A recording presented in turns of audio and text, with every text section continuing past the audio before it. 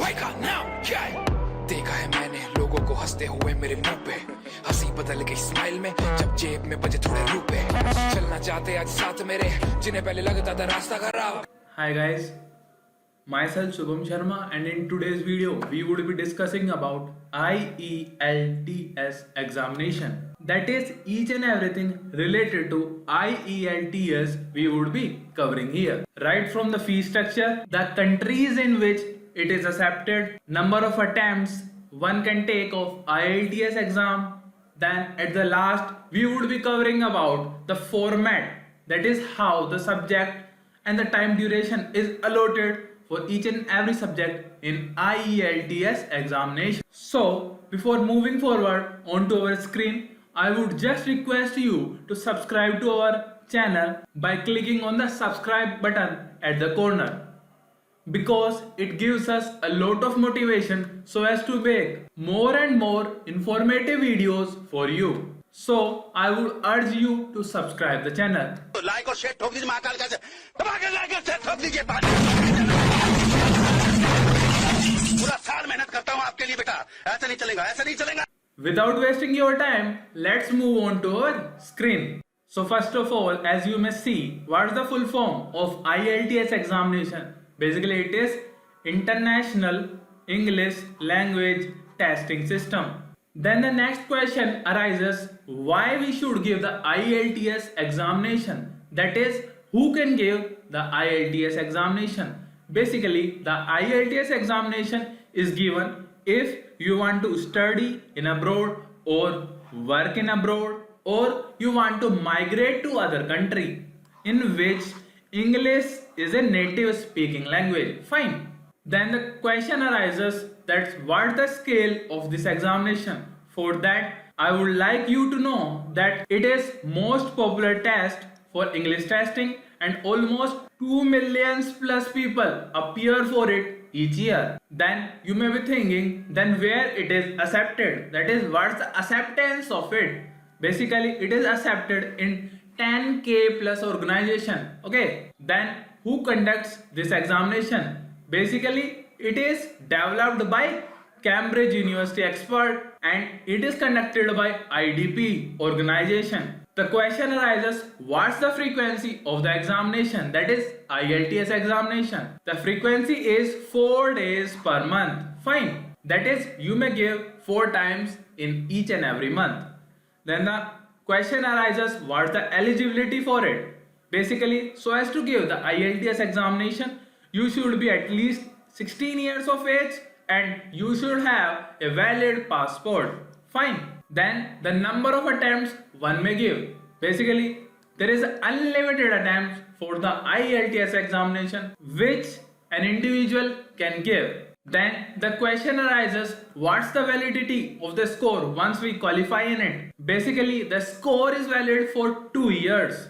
Okay, that is, the IELTS examination score would be valid for 2 years. Then there are further subdivisions of it. Basically, if you want to give for study purpose, that is, if you want to study in abroad, then you have to give the academic type.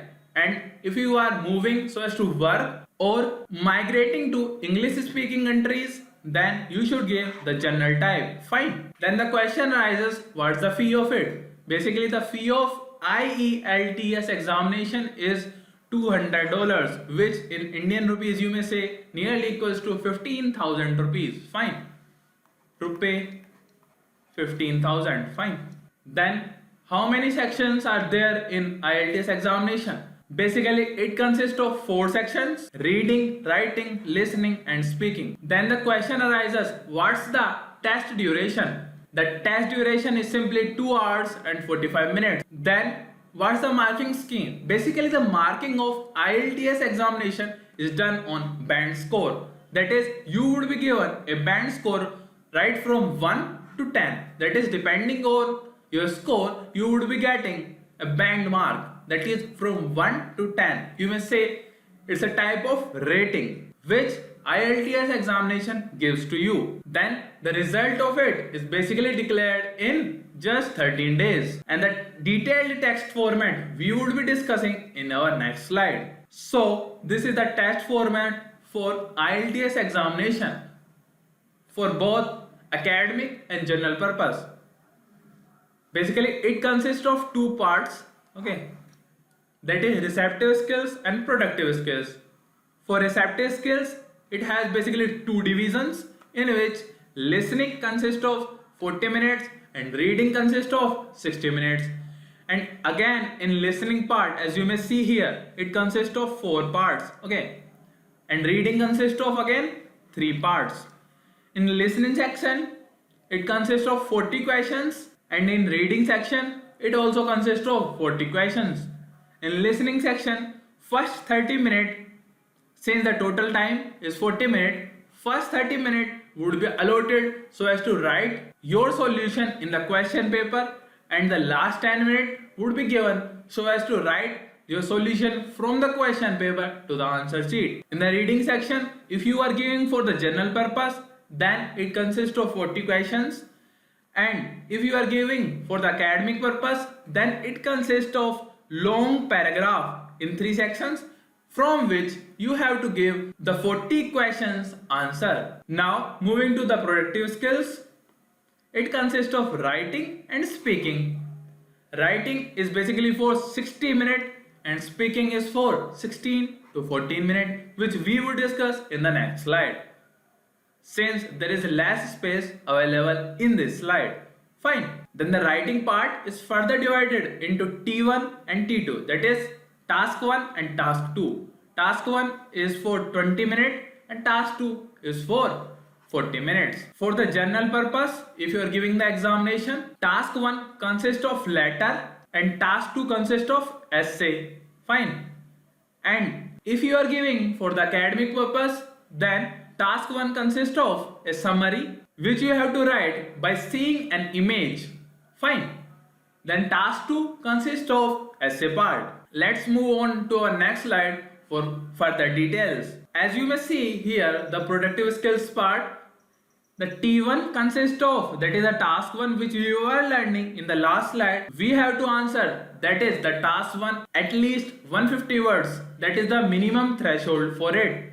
And for the task 2, it is 250 words, that is the minimum threshold for the task 2. Then moving to the speaking skills, it's basically a one-to-one interaction. Speaking basically consists of 3 parts. First is intro, second is individual speaking, and third is discussion. In the intro section, basically you have to give your intro to the examiner, which would be recorded. Then there would be individual speaking part, in which the examiner would give you a topic on which you have to speak out. Then there is a discussion section, in which the examiner would ask you the questions related to the topics you were given in the individual speaking part. Fine, that is this part.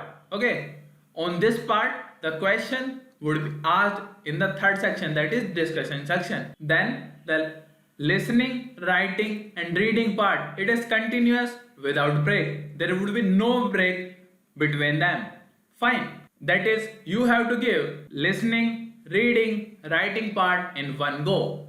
Then the speaking part would be either taken before the listening, reading and writing part, or after the listening, reading or writing part. So this was all about IELTS examination. Hope this video was informative for you. If this was, then do subscribe to our channel instantly. I will meet you in the next video. Until then, bye bye. मज़ा आया और मैं ये जो मज़ा है हिंदुस्तान के हर व्यक्ति को देना चाहता हूँ।